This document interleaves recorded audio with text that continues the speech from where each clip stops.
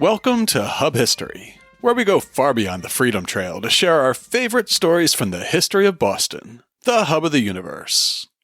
This is episode 286, King Hancock, the radical influence of a moderate founding father, with Brooke Barbier. Hi, I'm Jake. In just a few minutes, I'm going to be joined by Brooke Barbier, who's the author of a new biography of John Hancock that's out this month. In King Hancock, the radical influence of a moderate founding father, Brooke paints the portrait of a walking contradiction. One of the wealthiest men in the colonies, but a man of the people. A merchant who made his fortune in the warm embrace of empire, but signed his name first for independence. And an enslaver who called for freedom. Perhaps most of all, he's portrayed as a moderate in a town of radicals. John Hancock didn't leave behind the same carefully preserved, indexed, and cross-referenced lifetime of papers like our old friend John Adams. He wasn't immortalized as the indispensable man like George Washington. But Brooke weaves together the details that could be found in portraits, artifacts, official records, and surviving letters to create a nuanced portrait of a founder who should be remembered for more than just a famous signature. But before we talk about the revolutionary John Hancock, I just want to pause and thank the generous listeners who support Hub History on Patreon. I know I make it look easy, but this podcast actually takes a lot of work. Somebody asked me recently what I put into every episode, and when I tally up the research, writing, recording, and editing, I think it must be around 30 hours a show. Luckily, I don't put a price on my time.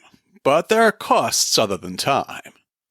Research databases, audio tools, hardware, and of course media hosting. Our Patreon sponsors take care of those costs by earmarking $2, $5, or in a few generous cases, even $20 or more a month for Hub History. So all I have to worry about is finding the hours and putting in the work. And for that, I'm deeply grateful. So to everybody out there who supports the show, thank you. And if you're not yet supporting the show and you'd like to start, it's easy. Just go to patreon.com/hubhistory or visit hubhistory.com and click on the Support Us link. And thanks again to all our new and returning sponsors. I'm joined now by Brooke Barbier. Brooke is a public historian, tour guide, and the proprietor of Ye Olde Tavern Tours, offering a boozy look at Boston's revolutionary history. Speaking of the Revolution, Brooke is our first repeat guest, as she joined the show back in March of 2017 to talk about her first book, Boston and the American Revolution, A Town versus an Empire. Brooke holds a PhD in American history from Boston College, with a specialty in social and cultural life in Boston during the Revolutionary era. Her new book is out this month, King Hancock, the radical influence of a moderate founding father. In it, she examines revolutionary Boston through the life of John Hancock, including his deep longing for connection to friends and family, his love of entertaining, and his embrace of fashion and crafting his public image.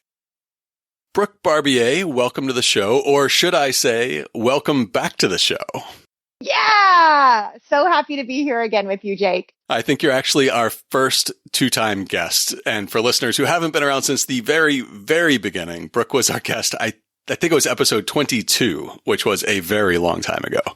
Yeah, I think back in 2017. Yep, we were still baby podcasters at the time, for sure. Yeah, it was really fun to be with you guys. Your first book was a broader survey of Boston's role in the American Revolution and sort of in the wider imperial crisis, the years leading up to the Revolution. The new book is King Hancock, the radical influence of a moderate founding father. What made you want to tighten the lens on one founder, one figure from Boston history and do a biography instead of a sort of a wider look at Boston? Yeah, thanks for the question. So I own a tour company in Boston. And one of the questions we often get asked, both me and my tour guides, is more about John Hancock. He is this well-recognized name. Nearly every American knows his name, but few know much more about him beyond the signature on the Declaration of Independence. And so consistently, I would get questions asking, how did he make his money? What was he famous for? What was his job?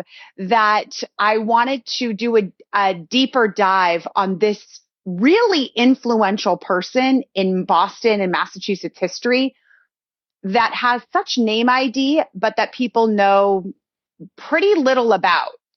So much of what we know about John Hancock, like you say, beyond that famous signature, most of what we know about him, he inherited in 1764 from his uncle Thomas, the famous Beacon Hill mansion, the merchant empire, and this enormous fortune, one of the largest fortunes in North America at the time. But what was John Hancock's life like before that?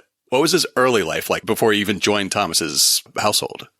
Oh, I wish we knew. We really don't have much information about that time in his life at all. He grew up in Braintree, and his father, also a John Hancock, was a minister in Braintree. But we really know so little about those early years until he was 7 when his dad passes away. He had an older sister and a younger brother. And because he was the eldest boy, I write that he won the 18th century birthing lottery twice because he was the eldest boy. And so that made him the one that was designated to go live with his uncle in Boston. Mary, his older sister, wouldn't be chosen. She was the eldest, but she wasn't born a boy. So you had to be both born first and be a boy to move up to Uncle Thomas's mansion. It's interesting that that was such a benefit for him, because it seems like a really traumatic experience for a 7-year-old to have his family sort of ripped in two. He doesn't stay with his mother and his sister. He goes to a different town, a different family. I try to get at that because I say that while some would say this is such an enormous privilege that you have now to go to enormous wealth, how traumatic that would be to lose your father and the only home you've known and then move to this big bustling city. Braintree is a small town compared to Boston, and go live with an uncle who, by all accounts, is a shrewd man, a calculating, shrewd man. And so we don't have any records of what life was like for him, but it's easy, as you said, and I think, to imagine how difficult it would be for a young boy to have a new guardian in a new city, and one that was a very successful businessman, and probably the pressure you'd also feel to inherit that business, a business you didn't create. I was really struck. One of the early passages in the book, you put the reader into the shoes of 7-year-old Johnny Hancock as he's first experiencing sort of the sights and sounds and smells of Boston. Take us there for a minute. Contrast what Braintree was like at the time compared to what he was seeing and experiencing in Boston, and then also in Uncle Thomas's household. Boston was probably 7 times the population size. So this is a big city, even though Boston at the time was just 2 miles from tip to tip. It had a lot going on. While Boston didn't actually produce many goods necessarily, because of that harbor, there would be a lot of noise, a lot of activity. People are not making their money from the land. They are making their money from the harbor. And so that alone would be different for young Johnny. But then his uncle had this extraordinary house. It was extraordinary both in size and materials because it was built of stone, and most homes at that time weren't built of stone. It's quite expensive. But it was also at the top of Beacon Hill. Beacon Hill, for those that are listening, is a very familiar neighborhood in Boston today, named for the beacon that sat atop the hill. But Beacon Hill at the time was pretty uninhabited. Today, it's a very expensive place to rent or own a home. But in the 18th century, it was mostly uninhabited. And there, Thomas Hancock plonked his big mansion down when there were few other houses around, and he started buying up land around Beacon Hill. The mansion just had the finest interiors. And what may surprise folks, and this is just a good reminder, It was filled with goods imported from London.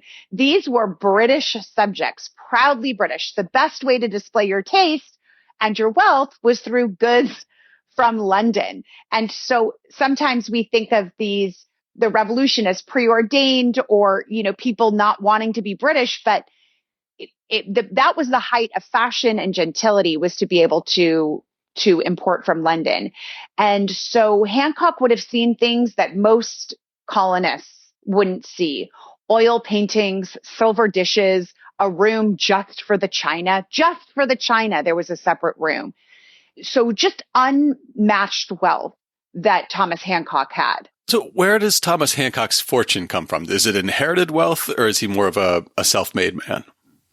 This is what's so interesting about the story, is that this helps to show the man behind the mansion, Thomas Hancock, is that he had an older brother and a younger brother, and both of them were sent to Harvard. But the family didn't have money to send Thomas, so he began as an apprentice in Boston to a bookseller. And then that Thomas went on to build the largest fortune in Massachusetts in his single lifetime. And we might think, oh, yeah, that makes sense. Colonists, they're scrappy. They're just generating money. But no, at this time, generational wealth was a thing. And if you were wealthy in the colonies, it had likely come from a couple of generations before you. Well, tell us about what was the business that he built within that single generation. He was a merchant, so importing and exporting goods. He began just by having a bookshop in Boston, but then began diversifying what he was importing and exporting. And then he eventually went on to supply the British Army with provisions during the many wars between England and France.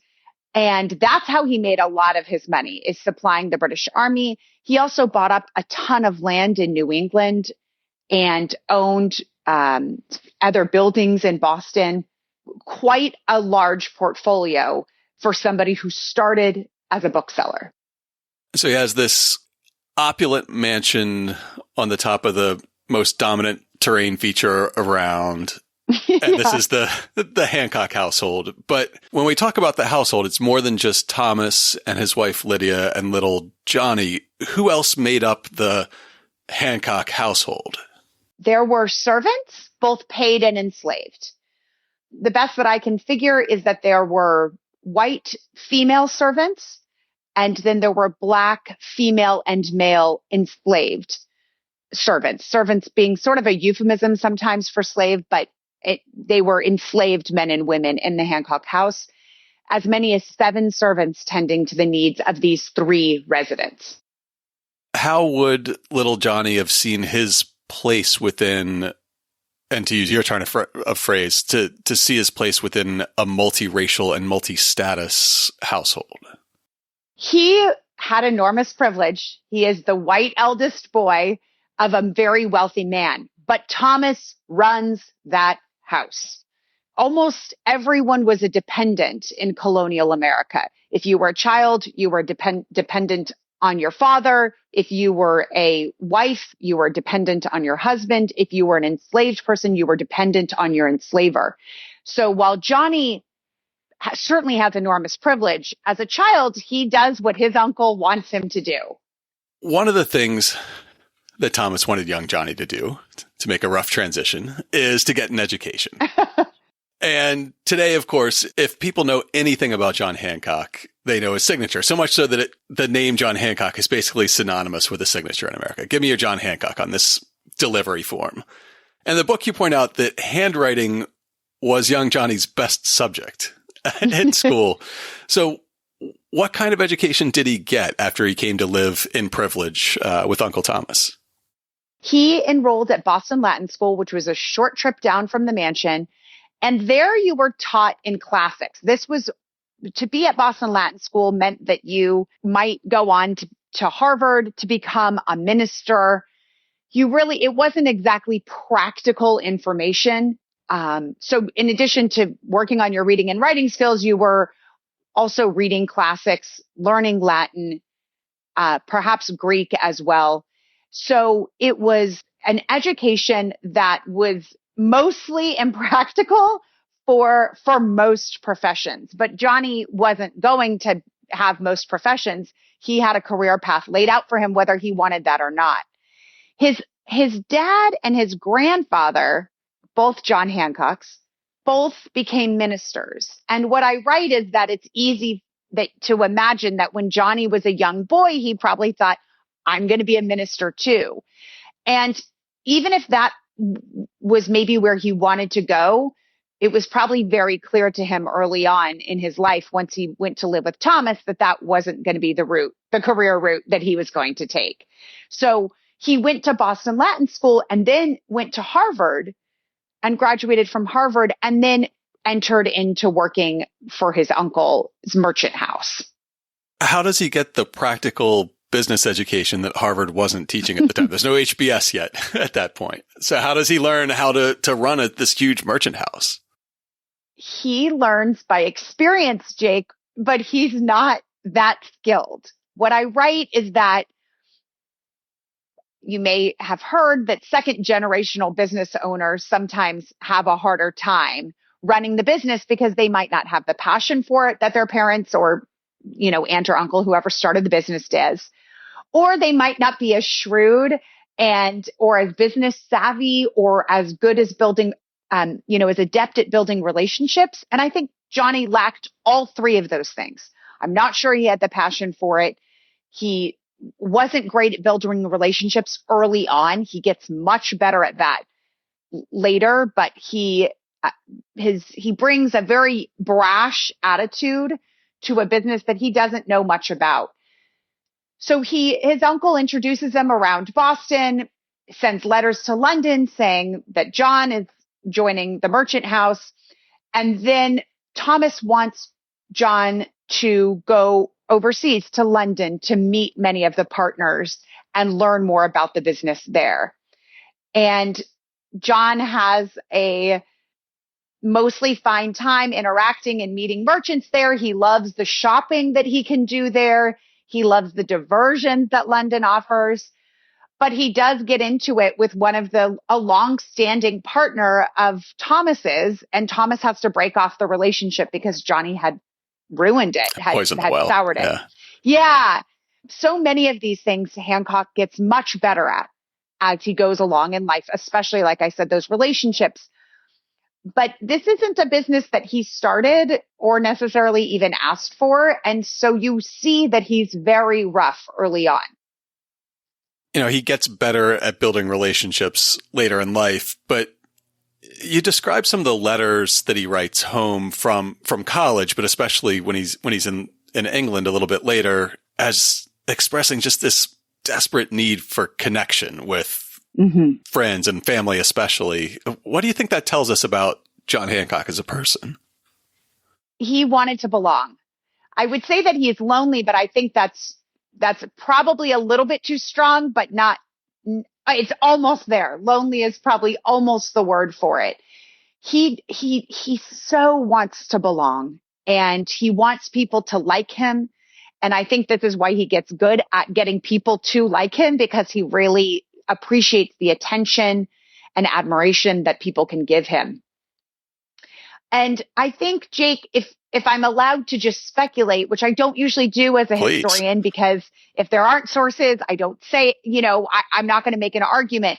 But it's easy to imagine that a boy who loses their dad and they're essentially living with their nuclear family and goes to live in a new city with a pretty hard-nosed guy would desperately want to feel that he was accepted and seen. And I'm not sure he gets that when he's a younger man. And so he's always looking for it. Yeah, the armchair therapist finds the easy connection between sort of the being torn away from all his family connections and then trying to replace them the whole life through. Yeah, so I don't think it's too big of a leap. I don't exactly make that leap in the book.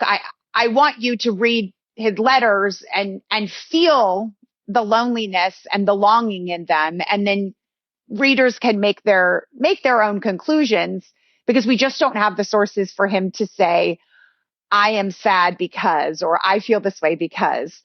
But yes, if I'm putting on my arm, if I'm sitting in my armchair, my psychologist armchair, I would say, yeah, he went through a lot as a young boy.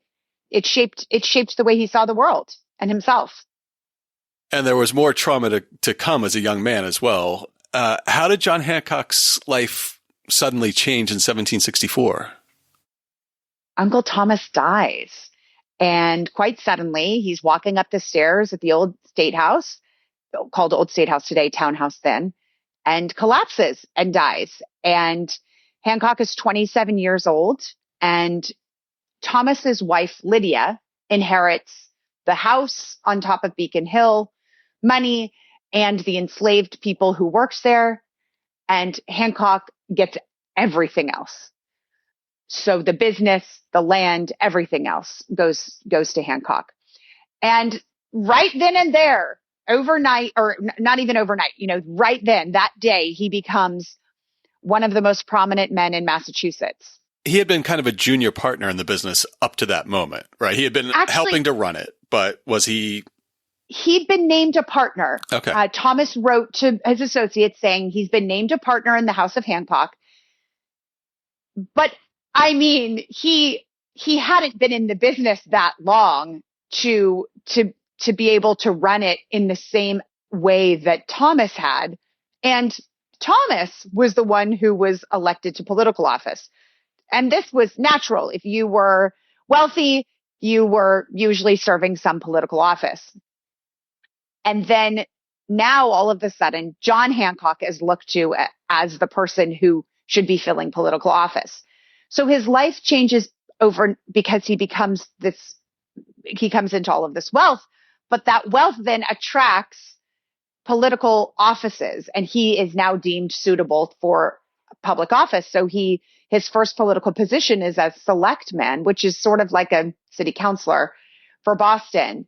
And that begins it all. With a master stroke of timing, he's coming into this fortune, this position in his business, and his first political offices in 1764 and 1765, when there was nothing else happening in the wider British Empire or its North American colonies. Take your time, kid. You get used to the political scene. Nothing going on here. No big deal. Listeners, I'm sure, have heard all of our past episodes about the Stamp Act riots and the Liberty Riot and other acts of colonial resistance. We'll assume they know a little background and just jump straight into how did John Hancock personally react to the new series of taxes that Parliament levied in the 1760s? The Stamp Act he doesn't like, but he initially says we have to submit to it. And then you really see his political awakening over maybe a 6-month period in these letters where he's writing to his partners in London about the Stamp Act.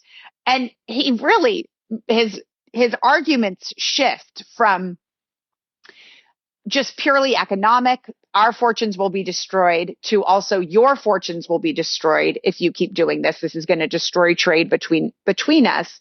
But then he shifts into more ideological reasons for opposing the Stamp Act, that this is, tyrannical, and then even constitutional reasons saying this is against our right as a British subject. When the Stamp Act riots break out in 1765, when the first riot against Andrew Oliver breaks out in 1765, Hancock is happy with it. He says that he hopes the same spirit will prevail throughout the continent. And this is following, as your listeners likely know, the sort of prescribed orchestrated violence that was allowed in 18th century, that if the violence is redressing a wrong, it's acceptable. And then once the wrong is redressed, then the violence has to stop.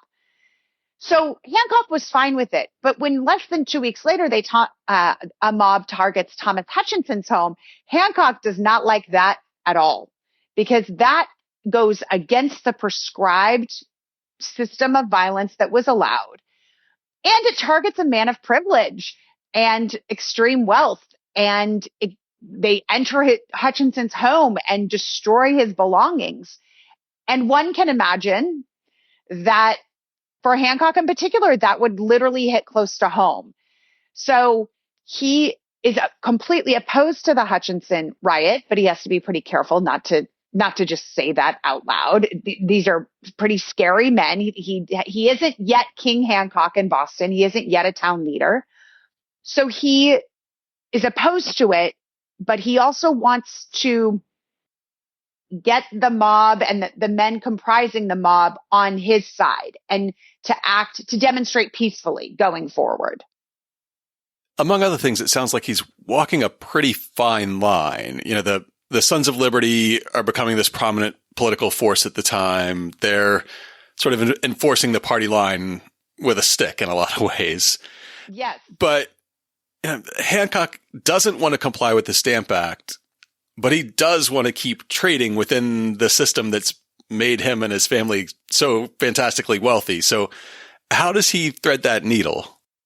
This is what is actually a really great illustration, I think, for students of history to look at. Is sometimes we tend to think of the American Revolution as this inevitable force that just carries people along. But in 1765, Hancock opposes the Stamp Act, but he's not for independence. I mean, that's a completely ridiculous notion. He still wants to trade with London. This is how his family has made money for a generation. He simply doesn't want to have to pay the tax on it.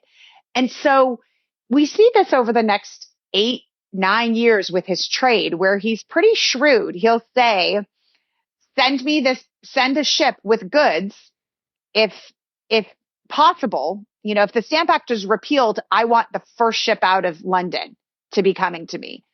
But don't send it if it's not going to be, if the Stamp Act is still in effect, don't send the ship out. So he completely wants to still do business with the British Empire. An errant tax or two doesn't affect the way that he feels about being proud to be a part of the British Empire and wanting to continue to do business. In the book, I think you do a good job of sort of guiding people into a mindset where they're not seeing the revolution as just an inevitable progression of events, where today we see the Stamp Act protests as sort of the first step toward revolution. And then after that first ship arrives in Boston, ironically, the first ship carrying word of the repeal of the Stamp Act is a Hancock ship. He helps fund the party here in Boston, but it's not seen as a continuation of a march toward revolution. It's seen as a welcome correction from Parliament that, oh, you're right, we did overstep our authority. Let's walk this back. That's right. And the Declaratory Act and the promise to tax, that they reserve the right to tax in all cases whatsoever, that's menacing language. But for the most part, this is seen as a mistake by Parliament, and it was corrected. And you hear praise to the British Empire. And I understand the idea of looking back and seeing that the Stamp Act rights of 1765, war breaks out 10 years later. You'd think, oh, that must have been a really intense 10 years with lots of stuff going on back to back to back. But in fact, there's utter periods of calm in there that Hancock really enjoys. One of the ways he enjoys the period of calm is by having a portrait of himself commissioned from somebody who is today probably the most famous painter whose work hangs in the MFA, John Singleton Copley. Can you describe briefly that first Copley portrait of Hancock, and then also tell us a little bit about what it meant at the time to own a painting like that? The painting is when he is seated at a chair. You get a length of his full body, but he's not standing. He's seated. And what's great about this painting is you get a view of his clothing. So he has silk stockings on, buckled shoes, knee breeches, and an embroidered coat, beautifully embroidered gilded clothing. And that is a signature of his. You don't ever see him in a painting without the golden accents, and a powdered wig. And he's sitting at a desk holding a quill. And it's easy to look at this and say, oh, this must have been right after the Declaration of Independence. But in fact, it was done 11 years prior. And he's sitting in front of his merchant ledgers. To be able to afford a portrait was meant that you were in about the top 1% of colonial America. It was expensive to pay, but it was also expensive to sit. You literally couldn't work for the hours while Copley, who took longer than most, painted you. And Hancock goes on to be painted by Copley. Again, there's two more portraits, but only one is in public collection. And I talk about the periods in his life when he gets his portraits done because he kind of gets them every 5 or 6 years. And it's clear that he's trying to mark a certain moment in his life. And he often will pay for a portrait of somebody else who wouldn't be able to afford it on their own. And in 1765, this portrait of him shows a man who's successful. It's interesting how you point out how he commissions these portraits to commemorate important points in his life or transitions in his life, because there's also an early cameo portrait that he had no control over, where you pointed out that a teenaged John Hancock makes an appearance in a 1750 needlepoint of Boston Common. How does that portrayal of this young Hancock, who just happens to be dropping in on this pastoral scene, compared to the portraits that he more tightly controlled later on in life? The needlepoint is done by Hannah Otis, who's about 18 at the time, James Otis's sister, and Mercy Otis Warren's sister. And we don't know exactly that it's Hancock's family, but it is most likely Thomas and Lydia Hancock, his aunt and uncle, and then Johnny on horseback. And what strikes me about this needlepoint is that behind Johnny, you see a young Black enslaved boy. I mean, it's a young man behind him, dressed in fine clothing as well, tending to Johnny. And what I point out is that Hancock, in most of his portraits, he's portrayed by himself. But it's this needlepoint that really captures actually all that went into making who Hancock was: the wealth, the privilege, the house on the hill, and then also the enslaved labor that his family benefited from for decades. That's actually the real Hancock. You wouldn't have seen Hancock in the 18th century without likely a Black man right nearby, either driving his carriage or tending to him.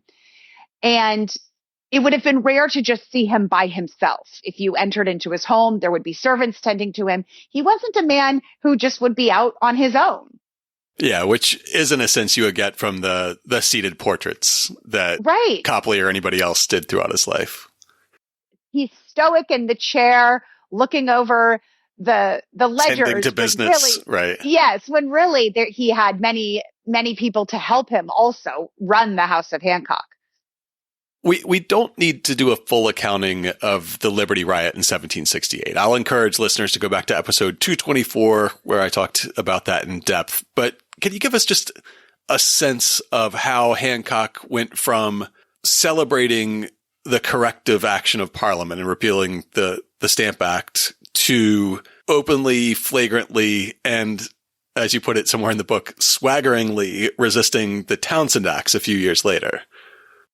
Hancock is so lucky that the Townshend duties aligned with his financial interests, because here we see his political interests align with his financial interests, in that when he wants to tell off a customs official for being too nosy and violating what they're allowed to do, townspeople are happy that he's telling off the customs official, because they hate this new customs board that had been established in Boston. They hate them too. So Hancock is so lucky that these two things converge, because they don't always. Once the non-importation agreement begins in earnest, Hancock's business suffers incredibly, as do many, but he mostly sticks with it with a little bit of trouble. But in 1768, he gets the chance to display his power and his influence by telling off a customs official, and the people love him for that. They want to huzzah him all the way home. They're so thrilled.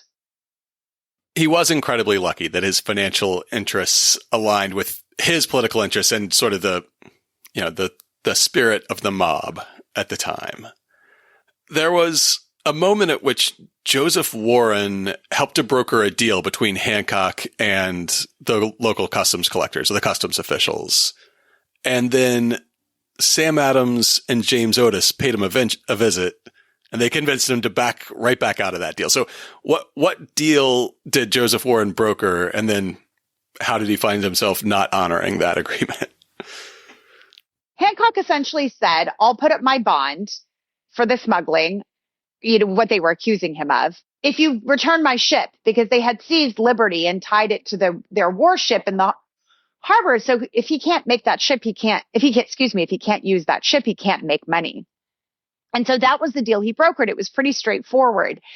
And the customs officials were also inclined to make a deal because they had heard rumors that a mob might be forming in further defense of Hancock. And then his house was full one night. People were coming by and telling him, you made a bad deal. You can't make this deal. And we get a couple of accounts from British customs officials that say that Hancock was under the sway of Samuel Adams and James Otis, that while he didn't go along with them, he couldn't help himself. We kind of get, they're kind of making him sound as if he isn't a free thinker rather than someone who's being intimidated. And that's a charge that Hancock gets throughout his life, that he's sort of a dupe and he just goes along, and that Samuel Adams was a puppet master. And that isn't really as things bear out in Hancock's life. But two British sources seem to think that that's why, that they said he didn't agree with James Otis and Samuel Adams, but he went along anyway because it was safer to do that, safer to his own personal safety. If there's a mob going to mobilize in defense of Hancock, but then Hancock cuts a deal with the British, that mob is not going to want to defend Hancock anymore.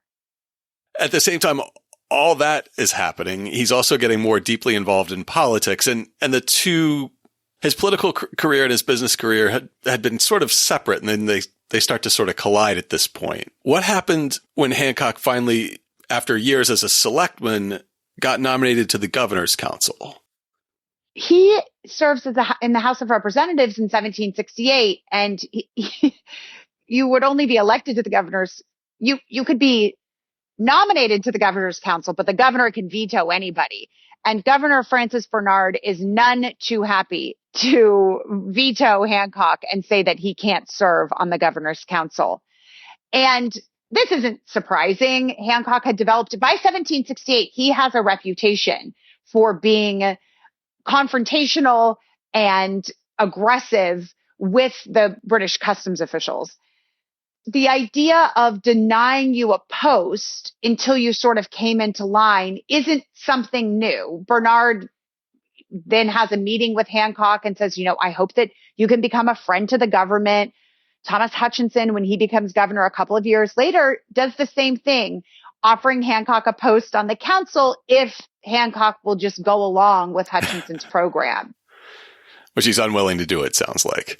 Yes, he is. He says, I am not interested in politics. I'm interested in my business.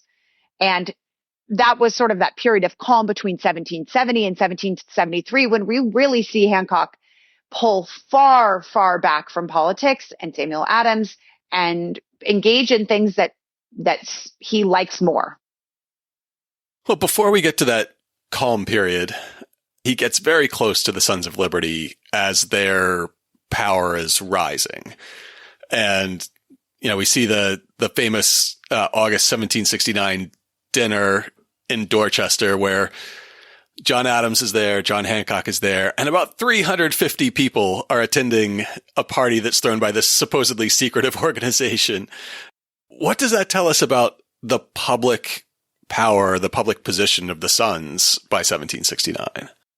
They have an ability to get people to join their forces because there is a low-grade threat underneath it all. And sometimes it's not even low grade. It's just very in your face, an obvious threat. But even John Adams didn't want to attend that party in 1769. He had somewhere else to be, but he said that he was afraid to not attend because he was worried that people would wonder who he was loyal to.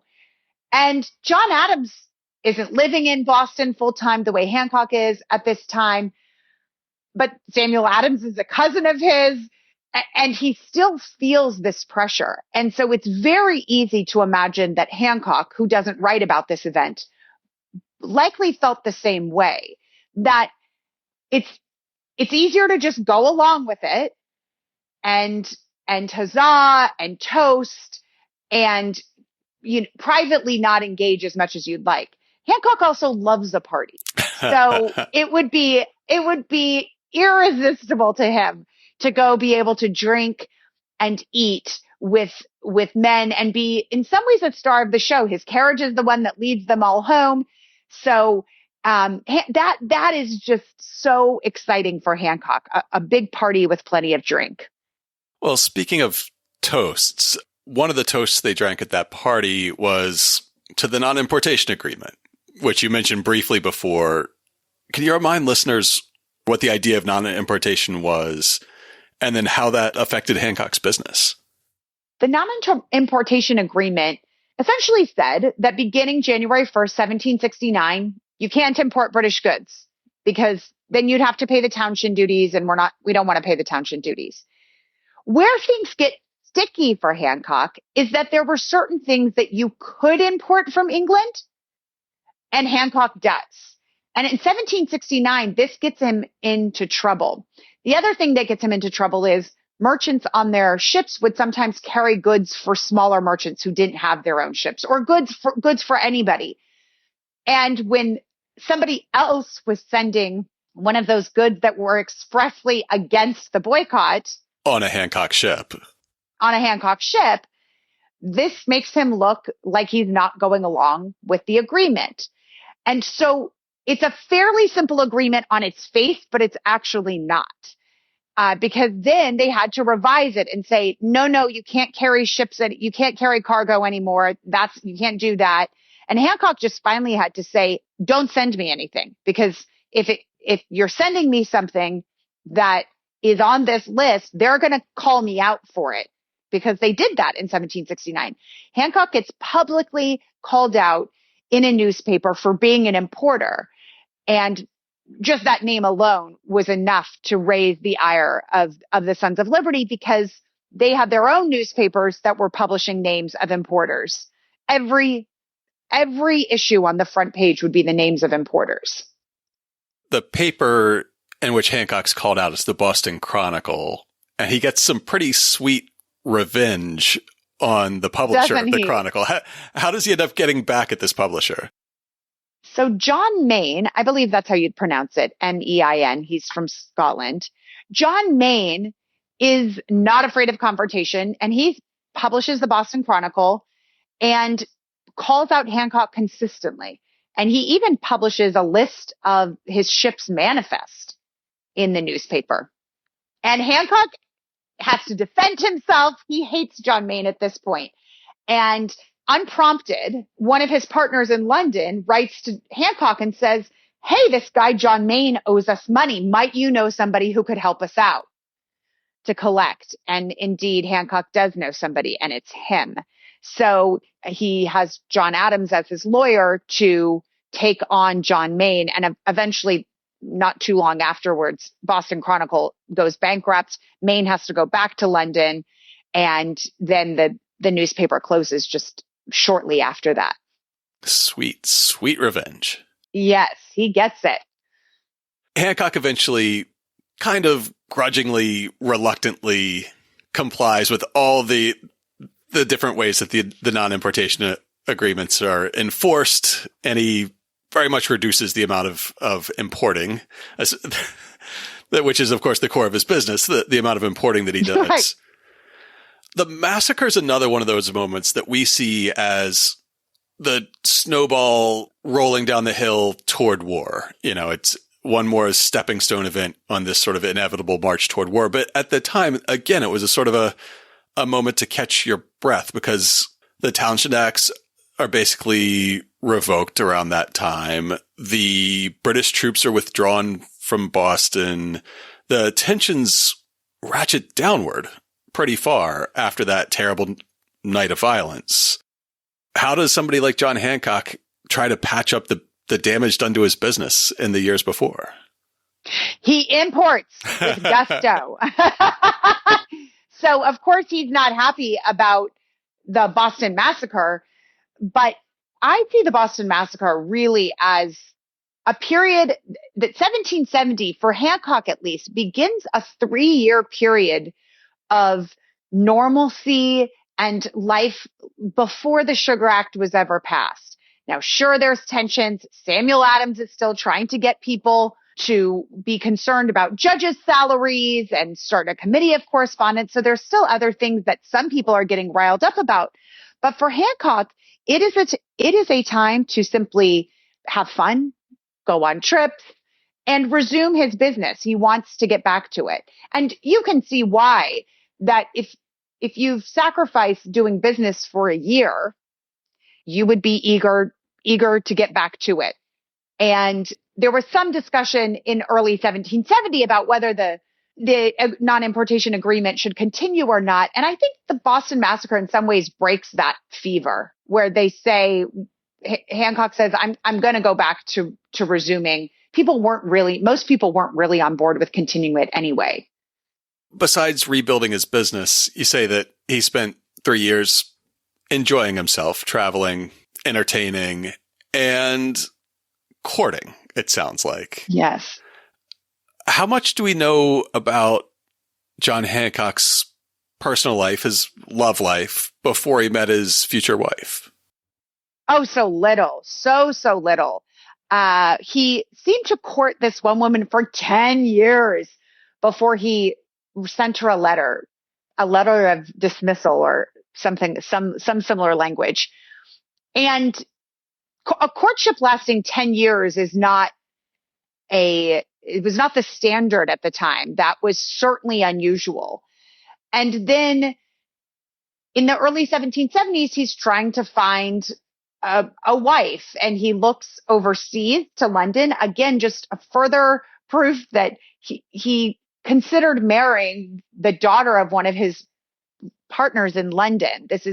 He doesn't hate the British. He isn't wanting to never do business with them. He wants to marry someone who is born in London, or, he considers it. And then he ends up courting Dorothy Quincy, and they court for quite some time before they eventually marry. They court for 4 years before they eventually marry too. Dorothy, she was also called Dolly. She later, much later, after Hancock dies, says that she all but says that she wasn't that interested in Hancock. But you kind of get the sense that Hancock may not have been that interested in her either, or at least not to the degree where he was so eager to get married because they wait so long. If there's some other reason they were waiting long, we don't have those records. They might exist somewhere, but we don't, they're not, they don't exist that we know of. In this 3-year period of relative calm, when Hancock's focusing on business, on romance, on travel and general enjoyment, as somebody in his station in life, he's still expected to serve in government, it sounds like. So he's, I think, still in the House of Representatives, maybe at this time. Yes. There appears to be, there's some sort of falling out between him and the sort of Sam Adams radical group at that time. What happened, or how much of a sense could you get of what happened? The sense that I get is that Hancock had had enough, that he wanted to go back to importing British, he wanted to go back to resuming business. And Samuel Adams wanted to continue the boycott, even though he kind of knew that it had run its course, and he was surprised that it had gone on as long as it did. And Hancock just doesn't want to be bothered with such things. This is noticed by others too. So I don't I don't think that there was a certain thing that happened beyond Hancock just saying, I've had, not, not actually saying it, but thinking, I've had enough. And the Boston Massacre and the troops getting sent out in 1770 do kind of allow for this period of calm for him to step away. Samuel Adams tries to form the Committee of Correspondence in 1772 and get Hancock on board, and Hancock doesn't get on board. And both Samuel and John Adams are furious at this moderation, that they don't see this threat, but you can just see that Hancock says, I don't care enough about what you are perceiving to be these threats against freedom and liberty.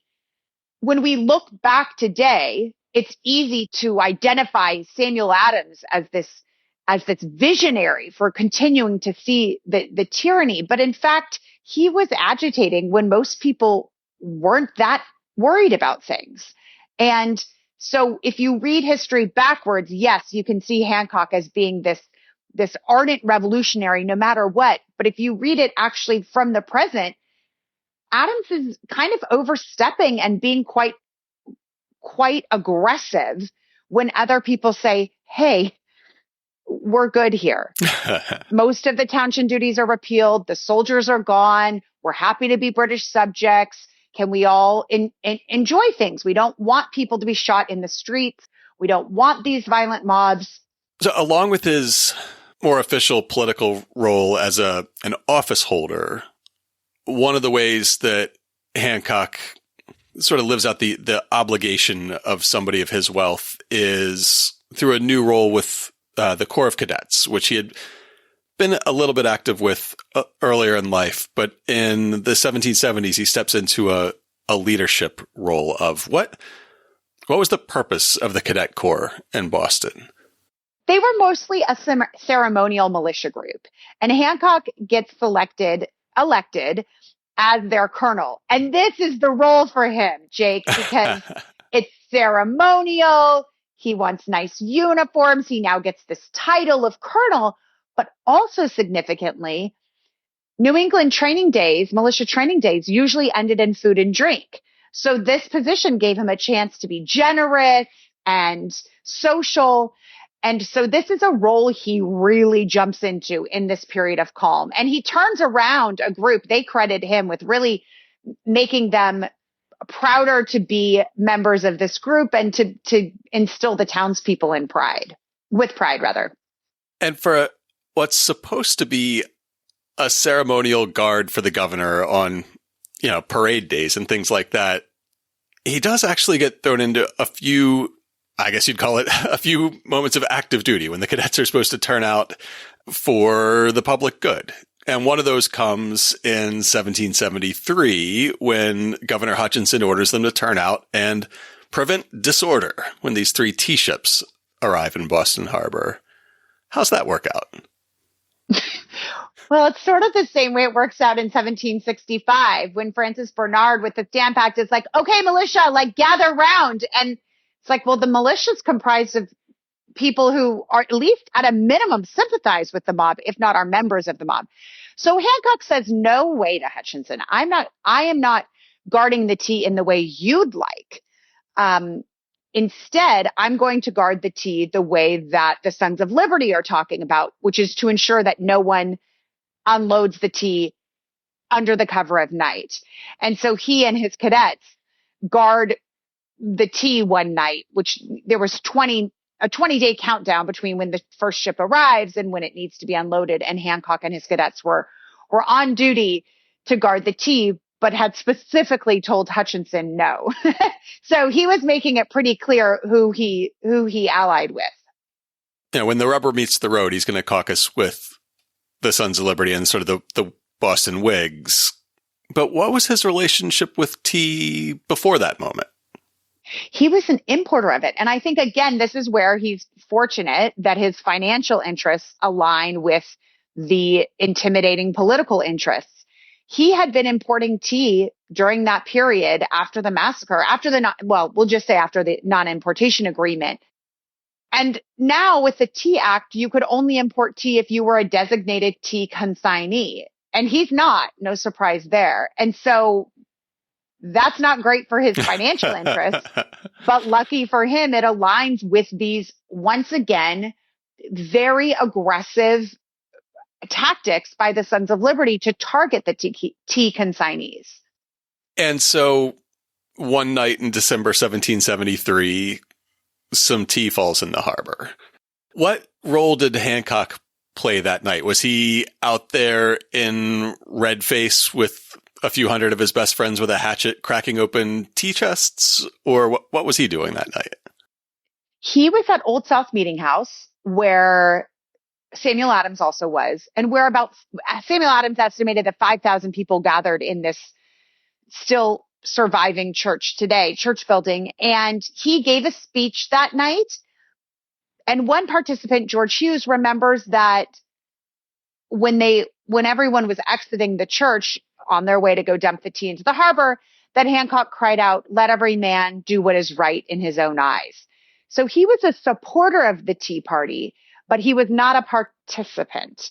He would be way too well known at this point in his life to go down and dump tea into the harbor. Similarly, Samuel Adams, Joseph Warren, these men couldn't participate, and they hung back. And Hancock gets pretty quiet after the Tea Party and says, "Oh, I don't really even know what happened," when he writes to London about it. Well, you're right also that you think that he misunderstood the reaction of the Tea Party in a few ways. What do you think he got wrong?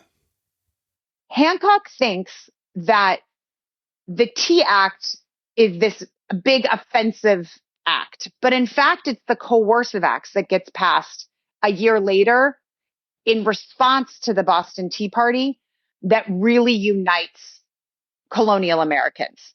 He thinks that it might be the tax, but in fact, it's not. It's the reaction to. And so the coercive acts of 1774 galvanized colonists against the British in a way that had not existed before, because they seemed arbitrary and punitive and cruel. In addition to highly unusual, such laws hadn't been passed before for the most part. And so that's what made people outside of Boston say, whoa, that's an extreme measure to punish all of us in Massachusetts for the actions of 150 men. But it's also what made people in other colonies wake up and say, this is actually it's an overstep by a lot. And if this could happen to Boston, it could happen to us. It sounds like it really also helped move the bubble for Hancock himself, where just a few months later, he's giving the Boston Massacre oration. So in just a few months' time, he's been pretty outspoken about the Tea Act. He's, sort of publicly whipped up the crowd before the destruction of the tea. And then he's again, fired up the crowd, I think again at Old South during the Boston Massacre oration. So he's putting himself on a more sort of Whiggish footing, or more publicly Whiggish footing than he had in a while. And then, right when you think, okay, this is where he is, we've finally got him, he's on our side, he, as the Corps of Cadets, goes on to Andrew Oliver's funeral. And Samuel Adams says, you shouldn't be doing that. And Hancock wants to honor the office, not necessarily the man. And then the summer of 1774 sees some really drastic action in Massachusetts, and Hancock sits it out. He doesn't attend the First Continental Congress. He doesn't attend the Suffolk County meetings in which the Suffolk Resolves are created. And again, this is where we can say, if you look at history backward, you can see, oh, he missed it. He should have been there. He wasn't committed enough. But if you're looking at it from his present, he's saying these coercive acts are bad, but I don't know that we want to establish another government either. So he's in and then he's out, Jake. He's in and then he's out. Of all the sort of momentous preparations or momentous actions that are happening in 1774, the one he does finally take a role in is the Provincial Congress. Sort of, I always refer to it as the the parallel shadow government, the revolutionary shadow government really. in Massachusetts. Yeah, that's a good way. Yep. So while he skips the First Continental Congress, he doesn't help draft the Suffolk Resolves. He is going to take office with this illegal assembly, this illegal legislature that's being formed that in the spring of 1775 meets in a little town called Concord. And of course, while the legislature's meeting in Concord, it's too far to commute for Hancock, so he's staying in Lexington. How does John Hancock experience the Lexington alarm? There was some concern, wrongly, but there was concern that Hancock and Adams were going to be kidnapped. Samuel Adams is also staying at the same home. And so there was a guard set up in front of the home. And so there must have been some trepidation in the air that British soldiers might come and seize these two men. But when Revere arrives to warn them that the regulars are coming, Hancock takes out his sword and is talking about taking on the British. So there seems to be at least a moment of excitement or perhaps just adrenaline. And eventually Revere then tries to go on to conquer. You know, he has a tough kind of road ahead after getting to Lexington, but Revere returns back to Lexington a couple hours later and is stunned that Hancock and Adams are still there. So Hancock had alarmed Concord, but Revere thought, get gone. What are you still doing here? And so the two of them eventually flee. But Hancock, through his life, wanted some sort of military experience, whether that's he wanted it while sitting on a horse at the back, looking at what was happening, or whether he actually, wanted to engage isn't clear. It's likely the former. But he was disappointed that military action passed him by. I thought it was interesting to read that the title of the book comes into play in Lexington, that some of the militia are appropriating what's been thrown around as an insult, King Hancock, on the day of the battle. How did they turn the insult back on the British? It's one of my favorite things, Jake. In 1774, we get an account of British officers asking of this captive Bostonian who organized the destruction of the tea. And the man says, nobody. And the British officers say, you're a damned liar. It was King Hancock and the damned Sons of Liberty. And this is the first time we see it being used in 1774, this nickname. And it captures so brilliantly Hancock's popularity in the town, but it also serves as this backhanded insult against the colonists that, oh, this guy's your king. This is all that you can do. And then in 75, when the British are retreating from Concord quite desperately, they hear cries from the colonists calling out King Hancock forever. And so they used the nickname that had been an insult and turned it into literally a rallying cry. And that is so powerful to me. Of course, the way that names can be and nicknames can be used and appropriated, but just it shows how powerful Hancock's influence was, not just in Boston, but in Massachusetts by 1775. And almost as soon as the smoke clears from Lexington and Concord, John Hancock's part of the party that's off to Philly for the Second Continental Congress.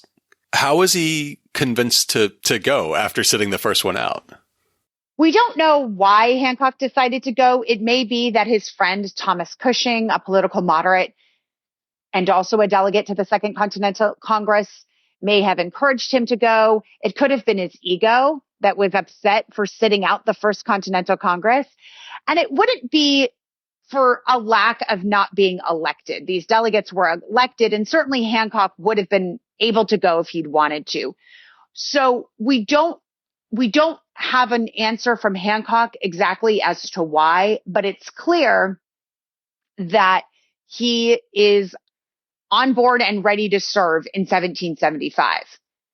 How does he end up, after, again, not even attending the First Continental Congress, how does he end up becoming the president of the Second Congress? Yeah, just sort of dumb luck in that Edmund Randolph was the president of the First and Second Continental Congress, and Randolph gets called back to Virginia for business. And so the presidency is open, and the delegates seem to want to look to someone from the northern colonies because Randolph had been from Virginia. And Hancock was seen as enough of a moderate in that first of all, he's from Massachusetts, and that's a plus because like Virginia, that's the other big state it has a lot of clout at this time. But he's a moderate within a very radical colony. And he's wealthy enough that other wealthy people feel that he might be able to identify with their interests too. And he becomes president. And that is ultimately what leads him to sign the Declaration of Independence first and immortalizes his name and his signature. That's funny because he was looking for a different type of immortality and really a different job in the Revolutionary War years. He was looking for the job, maybe, that George Washington eventually got. How close did he get to that? I don't think close at all. John Adams wrote that Hancock wanted the position of general and that he was so disappointed when he didn't get it. And like most things with John Adams, you have to read his accounts with a grain of salt because he's writing this years after the fact when Washington had become this success. You have to read anything that John Adams writes through the lens of his intense jealousy of all other people. Of all other people, yes. And his own superiority and yet insecurity at the exact same time. So Hancock, I certainly think Hancock would have wanted the role. As I mentioned, he wants that military experience, but he wouldn't have wanted the role to actually be the general. That really wouldn't make any sense for him. So I don't think he came close at all. And in fact, when Washington was chosen, he was chosen for a reason because he was from Virginia. So similarly, Hancock got the position as president because he's from Massachusetts. Washington got the position because he was from Virginia. They didn't want to nominate someone from New England to run an army of New Englanders because that would open the colonies up to being attacked by New England or run by New England. Mm-hmm. And so George Washington assuaged those concerns because he's from Virginia, and so he could go command New Englanders. And so then, it was Washington who became general. Hancock, not ever close.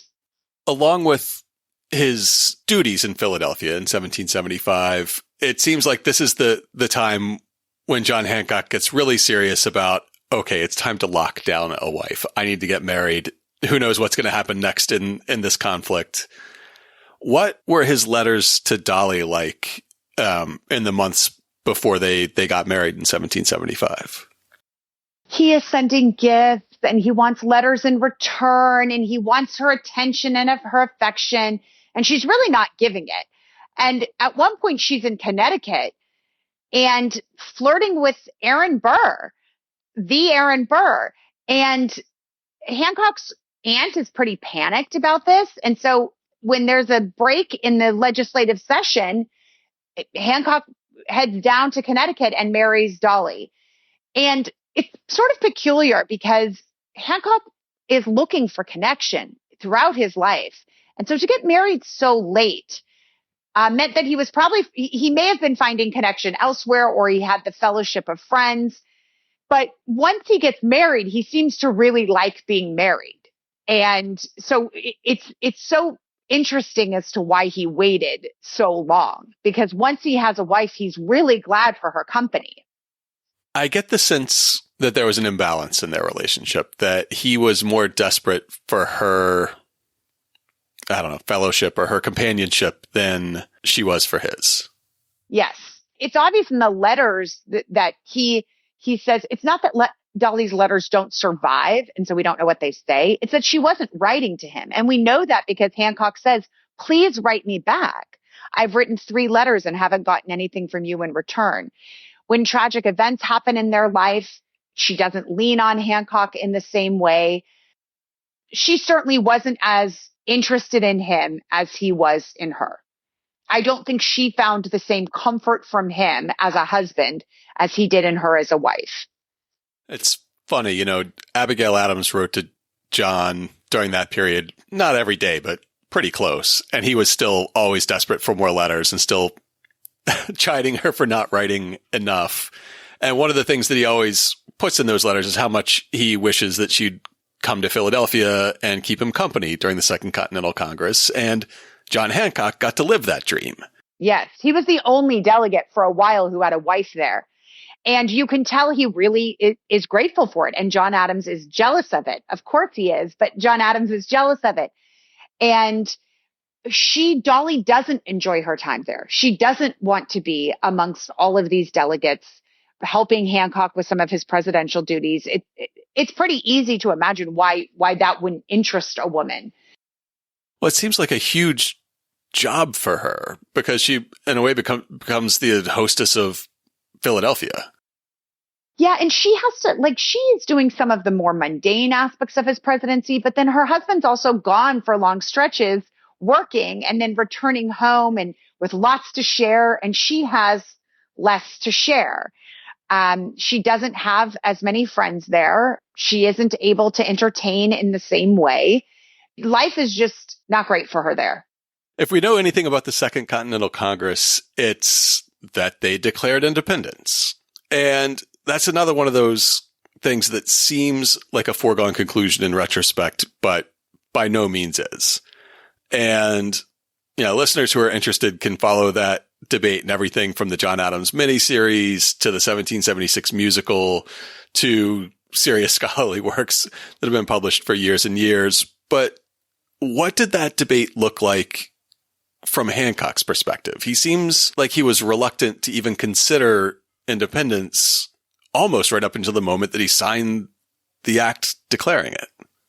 He has so much more to lose, Jake, than Samuel Adams or John Adams, who are really agitating in Massachusetts, in Philadelphia, for the Massachusetts delegates and all of the delegates to support independence. And John Adams talks about how Samuel is quite publicly annoyed with Hancock for not supporting independence. And in fact, the Adams-Cousins scheme to have Thomas Cushing, a moderate, voted out of the Continental Congress and replaced with someone who was more inclined towards independence. And Hancock sees this for what it is. He sees the machinations, but he has more to lose. And there's plenty of moderates in Congress who he can identify with. And he finds friends outside of Massachusetts who are less inclined to sever ties with the British Empire.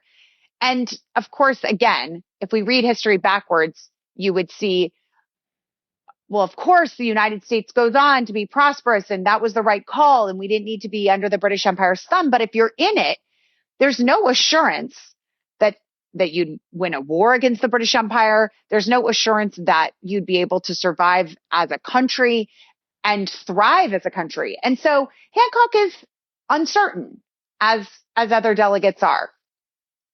And yet it seems like his attitude shifts almost the moment he puts that famous signature on the famous piece of parchment.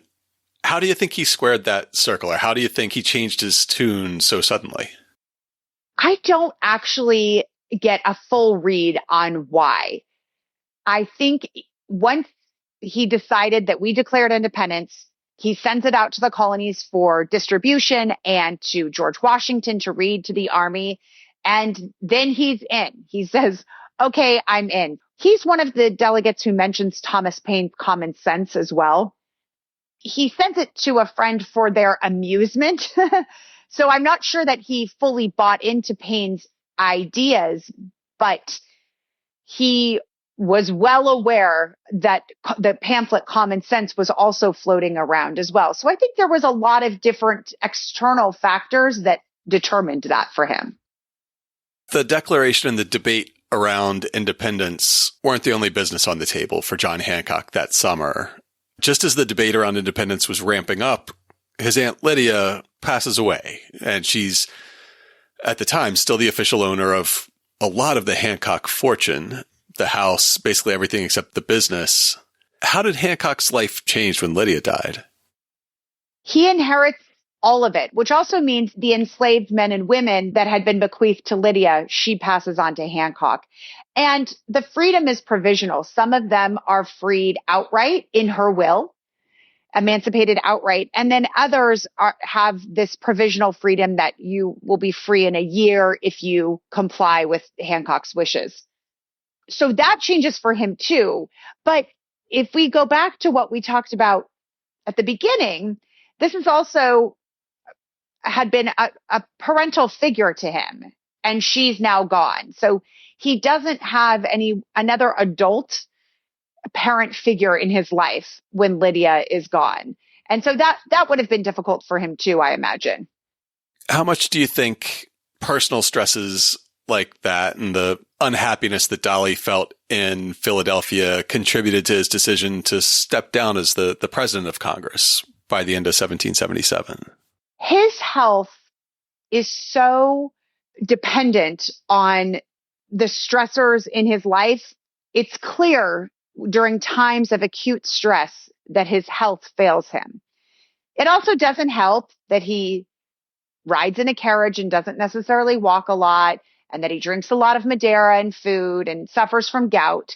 So the gout that inflicts him is very painful for him and can lay him down for some time. But it's also very apparent that the stresses in his life make it difficult for him to serve effectively at this stage. Did he leave unfinished business behind in Congress when he stepped down? Only the Articles of Confederation, Jake. I mean, he had been working on those. He called them, I think, I forget, but I think he called them my articles. And they don't get passed for years anyway, but he's ready to step down. And he ends up being the longest serving president of the Continental Congress. And it certainly says something about his commitment to it and likely his perseverance during times when he wanted to stop, but then enough is enough and he needs to go home. And he's not unusual in that way. The Second Continental Congress would be plagued with poor attendance throughout its existence. So yeah, he's ready to go home. Well, he goes back to Boston. He's in Boston just barely long enough to welcome the next John Hancock into the world. Then he goes back to Congress, comes back to Boston again pretty quickly thereafter.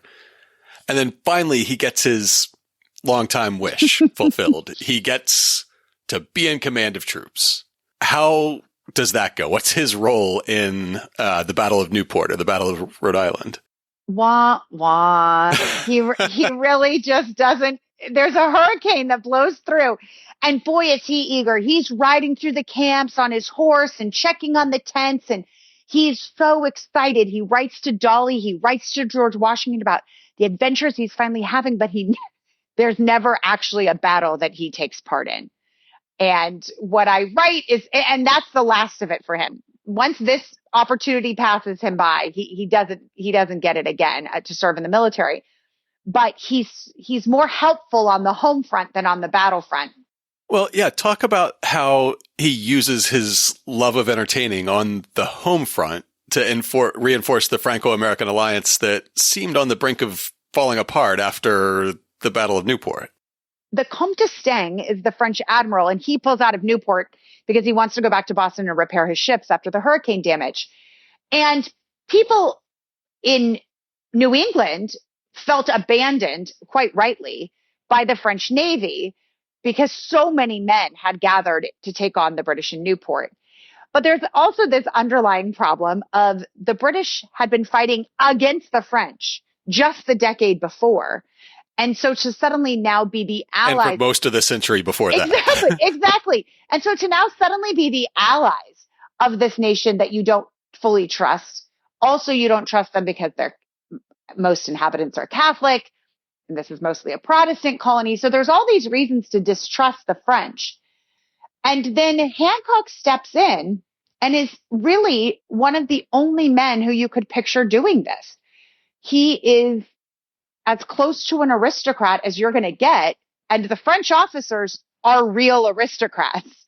And so they're coming expecting the fine entertainment, the fine food and drink that really Hancock and few others could provide.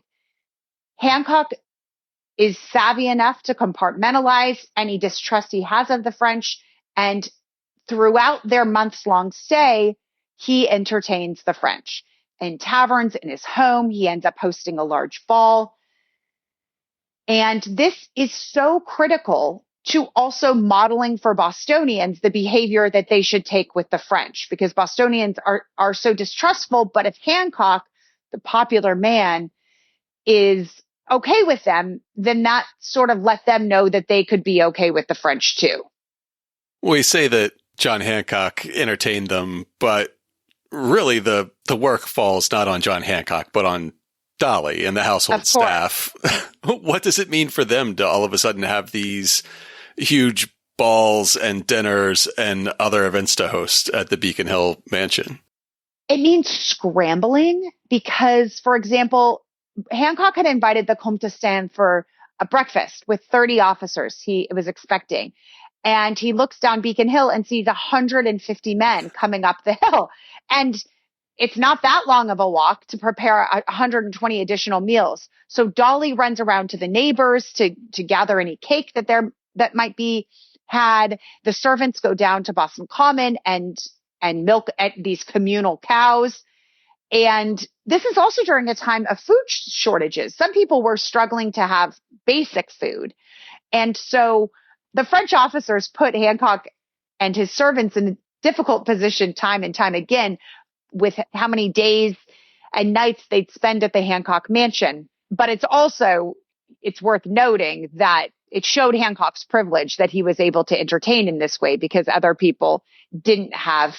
Yeah, there was a series of bread riots throughout the Revolution in Boston at different times where people were literally breaking into warehouses to get loaves of bread. Right. Thomas Hancock had prided himself on having these great orchards in his house, and those were picked clean by the French officers too. So they took what they wanted from the Hancocks. Well, I want to fast forward just a little bit to October 25th, 1780. There's a moment when John Hancock steps out onto the same balcony on the second floor of the old State House where 4 years earlier, the Declaration of Independence was first read and proclaimed, and he is waving to the crowd below as the first elected governor under our new state constitution. And one thing I really like throughout the book is how often you return to John Hancock's embrace of fashion to tell us more about John Hancock the man. So what did he choose to wear when he reveals himself as the first elected governor in Massachusetts? The quote says a suit of crimson velvet, or it might even say a plain suit of crimson velvet. And the old State House believes that the jacket they have in their collection is this jacket owned by John Hancock. So if viewers have ever gone to the old State House, it's a replica on display now, but for years it was the original. And they believe that that's the one. And this is the time when we don't see gilded embroidery. He likely had a gilded waistcoat on underneath, a long vest. The idea seems to be that he wanted to look of the people that day. For once. For once. And by the way, crimson velvet isn't exactly of the people. It's not exactly buckskin or homespun, right? Yeah, exactly. But that was unusual for him to not have that gilded clothing. And he's certainly so fine of dress in other instances too, but this was a way that he was projecting himself as the, not a royal governor, but the people's governor. Tell me about that first term, or I guess the first 5 years that he serves as governor. It seems like it's a time of increasing division in Massachusetts, a time when he made very liberal use of sort of the 18th century equivalent of the pocket veto. What were the main affairs of state for the state of Massachusetts at the time? The war was still going on for 3 years. The Treaty of Paris isn't signed until 1783. There's a war going on, but also it's paying for the war. And that's where you start to see Hancock's constituents really feel the pain, because the legislature wants to pass these taxes to pay down the state's debt. And Hancock really doesn't want to approve these taxes. And he plays these ridiculous little games so that he's not the one approving of the tax, but he didn't disapprove of it either. I would say the financial interests of the state are his predominant concern, or lack of concern, because he kind of has a shut his eyes approach to it. He's also in financial trouble. He is recalling back old debts. He hires someone to call back old debts, and he owes money himself. He sees how people are suffering. He hears from how people are suffering, and he eventually, before the end of his term, resigns as governor. I don't know if he's foreseeing big problems ahead, which certainly happen, or if that's just, again, reading history backwards, or if he just needed a break. But to resign before the end of your term certainly suggests that he was either feeling so unwell at the time, which we know he was unwell throughout those years, and simply couldn't take the responsibility anymore. One of the big drivers of the financial crisis at the time was the fact that government debts had to be repaid in hard currency, in gold and silver. But what was mostly circulating at the time was paper money that was going through this rampant hyperinflation. So, people's money, especially wartime bonds, was basically worthless. So why did John Hancock accept what he knew was basically worthless paper currency for repayment of his own personal debts for people who owed him money? I think that we see sympathy there. He understood the problems that the people of Massachusetts were facing. Now, if you were cynical and or potentially right, a cynic might have said, and in fact, at least one did, that he was doing it to garner votes. But Jake, the reality is that he didn't need more votes as governor. He was winning by landslide. So as long as Hancock wanted to be governor, he would be governor. So I think he did it truly. He had money to spare and wanted to be a good leader, a good governor.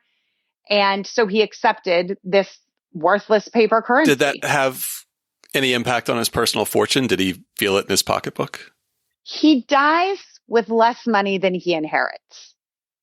And that makes sense for a man who was a merchant during the American Revolution. Most merchants didn't make money. And he didn't, as I mentioned, didn't necessarily have the savvy the way that other merchants did to really tap into privateering or other ways to make fortunes, because certainly some men made fortunes in the American Revolution. It just wasn't Hancock. He also never stopped spending. He was a man who liked fine things. He liked to shop. He liked great fashion. And yes. in this gap year, or this gap period after leaving office and declining re-election to Congress, one of the ways he finds to spend a chunk of his fortune is redecorating the mansion on Beacon Hill. And I really like this description because you could find a lot of detail about furniture, carpets, drapes, dishes. I want to know how he decorated his mansion, but also how did you learn how he decorated his mansion? He is placing orders to London. London, mind you. Let's just think about that for a second, that they just waged war against England, and yet he still wants his provisions and his home outfitted in the London style. He wanted the drape to match the sofas. It seemed like quite a lot of fabric inside this living room that he was redecorating. He also wanted new carpets because he said the British officers who occupied his home had ruined them. He also, we don't know when, but at some point in this period, he adds on a one-story room to the mansion that served as either a large dining hall or a ballroom, which again is perfect for a man who loves to entertain. One interesting detail in the book is that Hancock came to really strongly prefer dining on pewter over china, to the point where he had such a strong preference that at one point he has a household servant smash a piece of fine china to make a point. How did he end up with such a strong preference for pewter plates? He felt so sick later in his life. We hear it from Hancock, but we hear it from others too, that he was so unwell at times with bouts of gout. Things were so painful. He became sensitive to noise. He sometimes couldn't pick up a quill in his hands. He needs peace and quiet in his house, and the clanging of china was going to make too much noise for him. And so, yeah, he ordered that they couldn't serve china anymore. I love it. It had to be a shocking moment for Cato. And Cato, by this point, if memory serves, is no longer enslaved by Hancock. How did that come about? That's right. We don't know when everyone is freed, but definitely by the 1770s, Hancock has emancipated any remaining enslaved men and women to him. We know that Cato goes on to work as a paid servant in Hancock's home, even after being freed. And I write this, and it's important to note that it's not as if there was a thriving job market for Black men in Boston at the time, owing to prejudice. And so it may have been out of loyalty to Hancock, or it may have been that was a man he had known and at least potentially felt like, okay, this is better than somebody I don't know. We had talked about him kind of taking a break after resigning from the governorship. And again, as seems to be the case so often with him, man, was that lucky timing. Yes. Will you remind listeners what Shays' Rebellion was and what some of the issues that led up to it were? Farmers in Western Massachusetts were in debt, and you could be thrown in debtor's prison at the time. And they were in debt because they weren't paying these onerous taxes because they had this worthless paper currency that we're talking about. Many of these farmers also were veterans of the Revolutionary War. They had fought in the Revolutionary War, but they had traded their payment voucher, given it to a speculator in exchange for a lower percentage of the value. So you have these farmers who had just fought in a war, now being paid with taxes that they can't afford, not being paid by the government for their military service. They were petitioning the legislature for help and not getting it. So finally, they took it into their own hands, and they closed down courts in Massachusetts forcibly so that people couldn't go to debtor's prison. This became known as Shays' Rebellion, and it spans over months, and it's named after Daniel Shays, who wasn't really even a leader. But it was a series of rebellions against the courts in Western Massachusetts. Governor James Bowdoin has an outsized reaction to Shays' Rebellion, and he calls forth a private militia to suppress this rebellion. And he also limits constitutional rights for these rioters. And many in Massachusetts see this as such an extreme reaction to people that they kind of sympathized with, if not outright sympathized with. And it just so happens that James Bowdoin, Hancock's biggest political opponent, is in charge at this time, and Hancock's a private citizen. That's right. And Bowdoin, when he's raising funds, Hancock does not contribute. You get a lot of prominent men contributing to that militia, but Hancock is not one of them.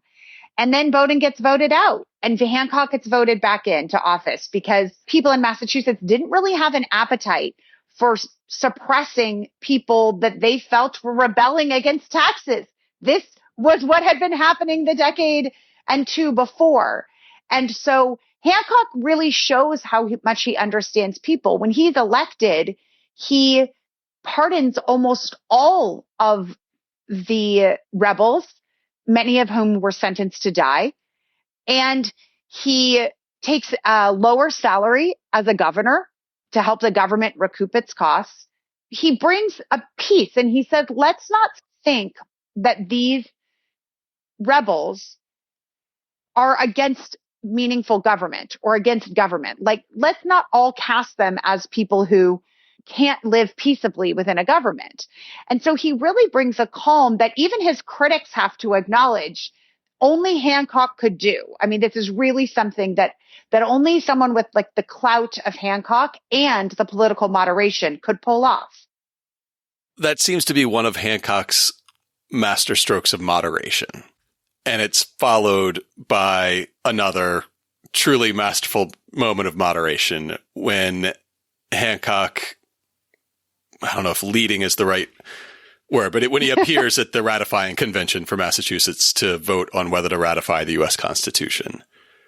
As somebody who through his whole life was so concerned with fashion and maintaining appearances and always looking his best, his appearance at the ratifying convention must have been shocking.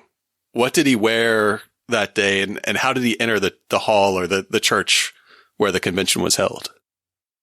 It would have been devastating for him because he was wrapped in flannels.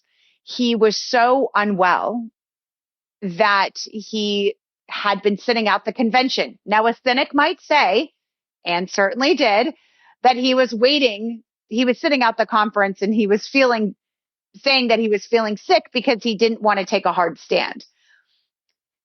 He does eventually show up at the convention wrapped in flannels, and he's carried in by two of his servants. And that was not uncommon at this time in his life, to have to be carried, unable to walk on his own.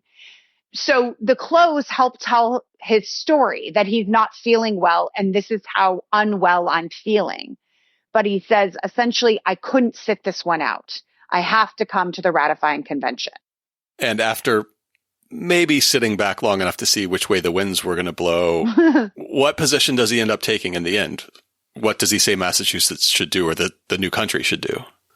He says that Massachusetts should ratify, but he does something unusual that no state that had yet to ratify had done, which is he proposed amendments.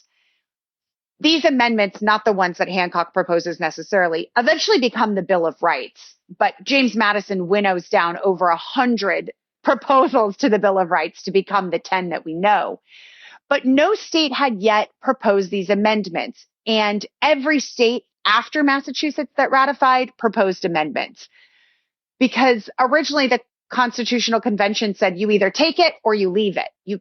You can't make any changes. But Massachusetts was such an important state, and Hancock was such an important vote, that they said to him, Federalists, those that were supporting the Constitution, said, you can go in there and support the Constitution and then propose some amendments. And that's what he does. And this shows the limit of Hancock's power. And it also shows how contentious it was, how divisive the issue of ratifying the U.S. Constitution was, because it passes by 19 votes out of 500 votes. So it is still close. So even though Hancock probably brought people on board, he didn't sway everyone to his side. It seems like Hancock had some ambitions to be president. But while that didn't come to fruition, he was popular enough to serve as governor. He was reelected as governor every year for the rest of his life. Yes. The last few years of King Hancock's reign seem to be the easiest of his political career, with one exception, one big miscalculation that he made. Will you tell listeners a little bit about the Battle of Wills that takes place during George Washington's presidential visit to the Commonwealth in 1789? George Washington is elected president. John Adams is elected the vice president, and Hancock is governor of Massachusetts. And Washington wants to go on a goodwill tour of all 13 United States, introducing himself as the president, letting people see him, throwing him parades. And Boston does that. They throw him a big parade. They have this large event. And Hancock had asked Washington if on the day he wanted to arrive that he wanted to dine at Hancock's mansion, which Washington accepted. They'd known each other for years. And Hancock is not at the parade, this welcome parade for Washington.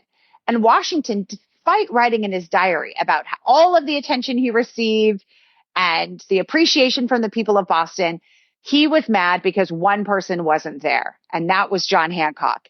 And so he wrote to Hancock saying, I'm not going to dine at your home. And Hancock writes back and says, oh, I'm very sick. Of course, that's why I wasn't there, but you can still come over. And These two write these letters back and forth. Washington saying, I'm not going to call on you first. You need to call on me. Hancock saying, I'm sick. I would still welcome you. Samuel Adams is sort of acting as a go-between. By the way, they're staying mere blocks from each other. And eventually, Hancock realizes that he's, as you said, a match of the wills, and he's been outmatched. And he needs to call on Washington first. And he does. And then Washington, the following day, goes to Hancock's mansion. And so this kind of seems as just this bickering between these two men about who's going to two old rich guys, who's richer, who's more important. Exactly. But there is something else going on here. And I think this is what makes this story so illuminating for this new nation, is that Hancock was the governor of Massachusetts, a sovereign state. And this new federal government was uncertain. It had just passed. Washington had been president for very long. And while we as Americans today accept that the president is the highest political office in the land, that hadn't been established. There had been no precedent for that any time prior. So Hancock was playing out what other people were feeling, which is what is the role of this central government? Because Washington was the head of this new central national government that some states were uncertain about. And so Hancock, I see him as defending Massachusetts, and I see Washington asserting himself, saying this new federal government is going to be more powerful than the states. I actually oversee you. Even when I'm coming into Massachusetts, you must call on me first. Hancock's health continues to get worse after that. He's able to use it as an excuse for why he didn't want to be the first to pay a visit to Washington, but he is very sick and his health continues to decline until he finally, how does he finally meet his end at just 56 years old? He dies in the afternoon. We don't really know from what, but it's clear he's not doing well. Then he makes a brief recovery, and then a couple of days later, he's doing unwell again, and then he dies. He dies without a will. He dies while in office. Your book paints this portrait of this fascinating man of contradictions. We have one of the wealthiest men of the colonies, who's a man of the people. We have a merchant who made his fortune in the warm embrace of the empire, who puts his name on the top and largest on the Declaration of Independence, an enslaver who calls for freedom, and a moderate in this town of radicals. Why do you think John Hancock's legacy was forgotten so quickly after his death? Hancock, late in his life, had critics who accused him of being shallow and vain and frivolous. And that stuck. Many historians latched on to that. In the 1820s, you see Hancock actually get quite a lot of due when the first copies of the signed Declaration of Independence are made public. And he's really praised in that era. But much of the writings about him rely on some of these critics later in his life who echoed that same sentiment. He died without heirs to maybe write a counter story, a counter narrative. He died without a lot of records, the way that some other men whose letters survive in bulk. I think it became an easy way to talk about Hancock as this one-dimensional person, despite him achieving a level of popularity in Massachusetts that was unrivaled. It was just a way for people to, I think, explain away a man they didn't quite understand. Well, if our listeners want to understand more about John Hancock, we will, of course, in the show notes this week, have a link to purchase the book, King Hancock, The Radical Influence of a Moderate Founding Father. Brooke, if people want to find out more about you or follow your work online, where should they look for that? First, they should come on a tour. If you live in Boston, join us at Yield Tavern Tours to see some historic sites, to have some beers in historic taverns, and to hear all about the revolutionary and drunken history of Boston. So that's at yieldtaverntours.com. And then you could also go to my personal website to find out I've got a lot of events coming up for King Hancock, book talks and signings. And I'd love to see listeners there as well. And so that's brooke-barbier.com. Well, Brooke Barbier, I just want to say thank you so much for being very generous with your time this evening. I'm just looking at the clock and realizing how far over my original estimate we went. And thank you so much for the book and for informing our listeners today. Jake, I loved chatting with you. You have such great questions and such great insight. And so it was a lot of fun to talk about Hancock with someone as knowledgeable as you. And I thank the listeners in advance for listening. Well, that's about all for this week. To learn more about Brooke Barbier and her book, King Hancock, check out this week's show notes at hubhistory.com/286. We'll have a link to Brooke's author website, where you can find more information about upcoming book events in the Boston area. A link to Ye Olde Tavern Tours, where you can book a Boston tour with Brooke herself. And of course, a link where you can support the show and independent booksellers by buying her book. I'll also be sure to link to Brooke's interview with Nikki and me way back in episode 22, as well as a sample of Hancock's famous signature from a thank you note that he wrote in 1765. If you'd like to get in touch with us, you can email podcast@hubhistory.com. We're Hub History on Twitter, Facebook, and Instagram, and still most active on Twitter, for now. If you're on Mastodon, you can find me as @hubhistory@better.boston.